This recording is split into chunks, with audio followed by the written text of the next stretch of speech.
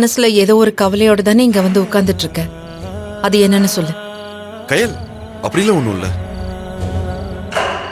நான் தனியா உட்கார்ந்துருக்கிறதுக்கு நீ இப்படி ஒரு தேரி சொல்லுவேன்னு தெரிஞ்சிருந்தா நான் வரும்போதே உன்னையும் கூட்டிட்டு வந்திருப்பேன். சமாளிக்காத, எனக்கு தெரியும். என்ன? பெரியம்மா இன்னைக்கு உன்னை ஹோட்டல்ல வச்சு இன்சல்ட் பண்ணிருக்காங்க.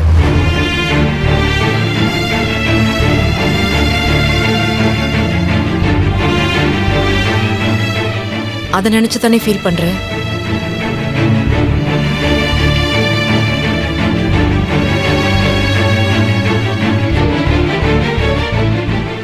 எனக்கு எப்படி தெரியும்னு யோசிக்கிறியா? ஆறுமுகம் சொன்னாரு. சாரி எழு. ஏய், நீ எதுக்கு என்கிட்ட சாரிலாம் கேக்குற? இல்ல, இது எல்லாமே என்னால தானே. நீ மட்டும் என்ன கல்யாணம் பண்ணிக்காம இருந்திருந்தா உனக்கு இப்படி ஒரு நிலைமை வந்திருக்காதுல்ல.